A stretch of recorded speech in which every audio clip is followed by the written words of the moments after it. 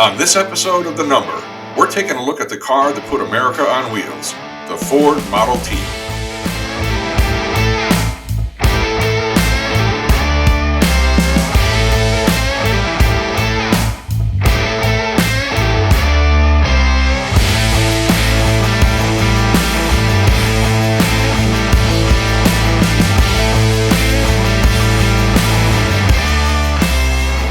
Hi everyone, Dennis David for Vintage Motor Car Enterprises, and welcome to another edition of The Number.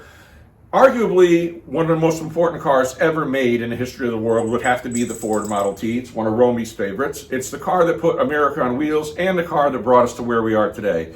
In today's show, we're going to take a look at a really nice Model T. We're also headed to the fall AACA Hershey meet to see what we can find, and that always promises to be a great time. So let's hit the road. Right, big guy? Of all the cars I own, my Model T Speedster has to be the one that's the most fun to drive. Of course, Ford never made a Speedster body on any of their cars, but that didn't stop anyone from building a race car out of it or any type of variation on the theme. These cars are just great to drive, and they're just fun with the wind in your hair experience, and all around a great ride. It should be really interesting to see the Model T we're going to look at, because I'm sure it's a lot different from mine. And here's our subject car. This is a 1926 Ford Model T Touring owned by Joe Palmucci. Ford introduced the Model T in 1908, and before it was over in 1927, over 15 million had been built, making it the most popular car in America at that time. Good to see you. The car looks great. Thanks. Car looks great. Running good? Running great. Yeah. Okay, well, we got some work to do, so let's take a look at this thing, all right? So as I start my inspection on this Model T, there are so many things to look for because these cars, despite the fact they're a very, very reliable car, they're also very, very simplistic in the way they were built. Their systems are very, very easy to work on. Parts are readily available for these cars. It's not hard to find one in really good shape, but most of them have been worked on quite a bit. Joe's looks pretty good. It's a really solid car, and I like the way it looks.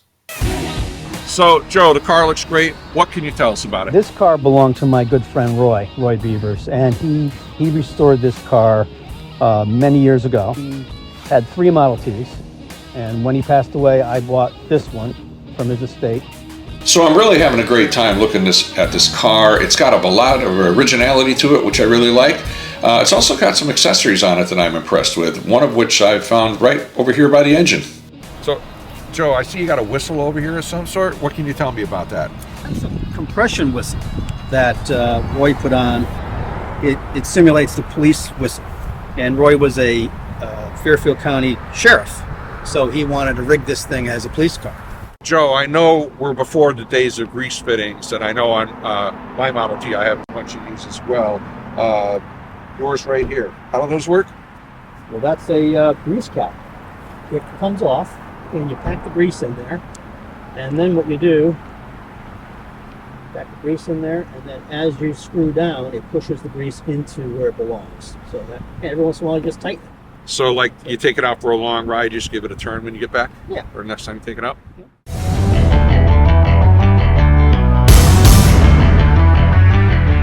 So we're out on the road in Joe's T right now, and it's a great running car. It certainly has that vibration that most Model Ts do have because they weren't obviously known for their super, super high quality. They were known more for their simplicity and their reliability. But it's really different riding in Joe's car because his is a standard Model T. The Speedster that I have is actually lowered to the ground. The engine was actually lowered into the frame a few inches, which makes it a completely different handling car. So it's really different riding in this car right now. So, Joe, I understand you have another Model T. Can we take a look at that real quick? Yeah, sure. Let's take a look. Wow, this looks nice. What is it? This is a 27 Roadster. Beautiful. Wow, I love the color. So the Roadster version of the Model T is obviously really, really cool as well. And also 1927 was the last year for the Model T. And how long have you had this one? Since 2009. Wow, it looks great, it really does. Yeah, this is a beauty. Good for parades, right? Yeah, I did have it in a couple parades actually. Yeah. Awesome, awesome. Great. So besides having some cool cars, Joe also has some interesting family history. So the picture on the left is my grandfather, my grandmother, and my mother in the middle in front of his 1929 Franklin convertible coupe. And then when I got the 27 Model T, I decided to do a similar picture with my grandmother and my mother and my daughter and me. So Joe, last question. What is the reason for the valuation on this car? Well, I have it insured, obviously, so I'd like to make sure I have proper valuation for the insurance, and just be good to know. Excellent. Thanks for showing it to us. It's a great car. Give me a few days. I'll get back with some numbers and we'll talk, okay? Thanks, Joe. Have a great day. Bye-bye. So it was a great time looking at Joe's Model T. It's really fun to ride in a stock Model T because mine's so different from that. Model Ts, as I said, are very popular. There should be a lot of comps on this car. I can't wait to see what it's worth. But I won't be able to get to that for a few days because we are headed for the greatest car show swap meet in the world. It's known as Hershey. We're going to hit the road tomorrow morning, so I will be back on this Model T as soon as I get back.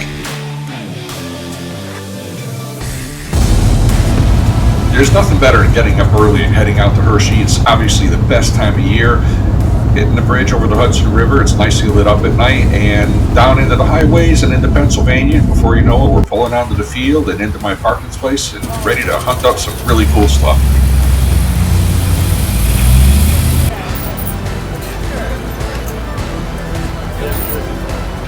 Sorry. There is absolutely nothing better than walking the aisles of Hershey on a beautiful day. There's so many things here to see. Whatever you're looking for, they're going to have, whether it's pedal cars, toys, cars of every era. There's just no better place to be this time of year.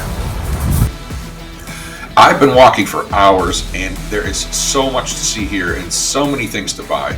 But I haven't really found that one thing that I'm looking for until I glance over the table and see something really special. I love old automobilia, and what's caught my eye is this countertop searchlight display that would have been used on a car from the 40s or 50s for added light to look around. This is really unusual. I've never seen anything like this, and I'm really excited about it.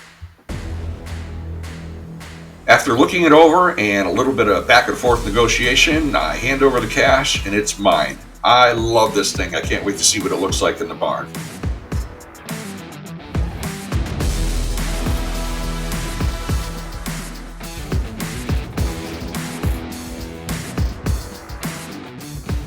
We're still walking the aisles, but of course no visit to Hershey is complete without taking a look at the car corral, where there's some amazing cars for sale.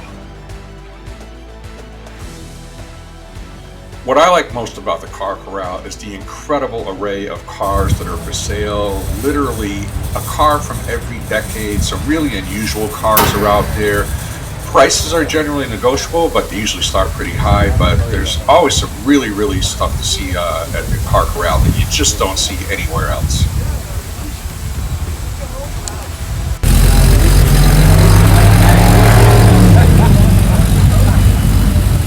The cars in the car corral are always amazing, but what's really caught my eye is a car that's out in the swap field that's being staged for the show. This is an Oldsmobile Limited. These cars were huge, powered by a 706 cubic inch engine. They rode on a 140 inch wheelbase. The size of this car is amazing. The quality of it is astounding, and it's just an amazing car.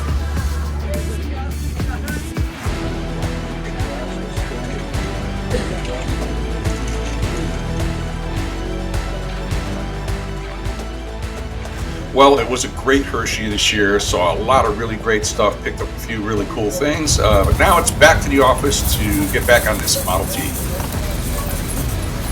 Well, as we said earlier, the Model T is the car that put America on wheels.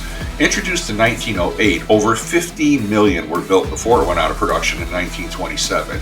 If we contrast that to the Rolls-Royce Silver Ghost that was introduced in 1906, only 7,874 examples were built before it went out of production in 1926.